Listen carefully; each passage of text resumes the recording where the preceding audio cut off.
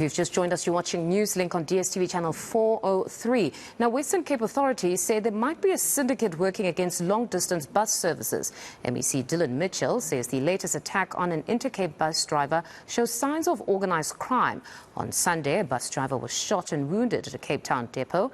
In another incident, a 35-year-old driver was shot and died from his injuries 3 days after that incident.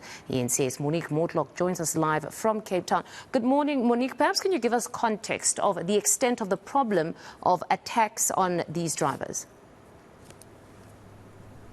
Now, on the 25th of April, a driver, Bangikayam Chunu, he was leaving the Intercape bus depot at the airport in Dasria when, as he was driving that bus, just as he was leaving the depot, he was shot at by unknown assailants, and he subsequently died from his injuries.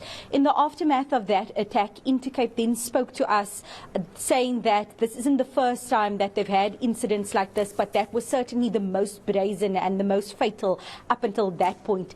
In May, when I spoke to Intercape CEO Johan Ferreira, he was telling me that at that stage there had been about 150 attacks on Intercape buses across the country from the start of the year up until that point.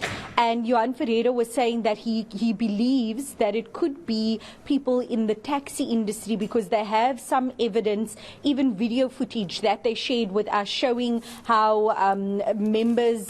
allegedly members of the taxi industry either stone buses, and these are long distance taxis, that either stone buses or try to provoke bus drivers as they are departing from their different points before embarking on their long journeys.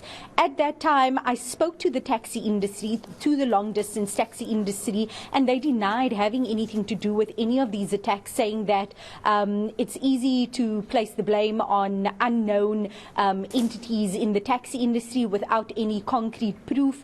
At that point, the Provincial Transport Department also said it was premature to place the blame on any persons, as no one had been arrested at that point. So in today's meeting with the Standing Committee on Transport here in the Western Cape Legislature, it will be interesting to hear from the SAPS whether they have made any progress with the investigations, because, I mean, if the last time we did this problem in May, Intercape was calling on SAPS, they were calling on government to intervene, because the drivers who I spoke to at that time, the Intercape drivers, were terrified.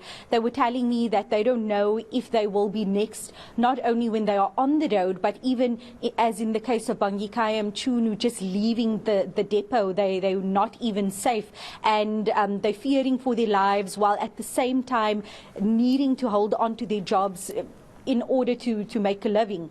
And today we'll hear from the Intercape CEO Johan Ferreira whether there has been any progress. Certainly when you're looking at the attacks that happened this week, like on Wednesday evening in Nyanga, 2 coaches set alight, certainly it seems as if not much progress has been made in tracking down these assailants or in curbing these type of attacks, and one needs to question whether there is any truth in what Mr. Johan Ferreira is saying. He's speculation that this could be members of the taxi industry trying to stabilize the long distance bus passenger coaches, and trying to get more customers for themselves. But of course, these are just speculations. Today we'll hear from the SAPS some more details, and from Western Cape government whether there's anything that they can do to assist Intercape. And possibly they just have to go the route of at least trying to find a way to assist and protect these drivers, because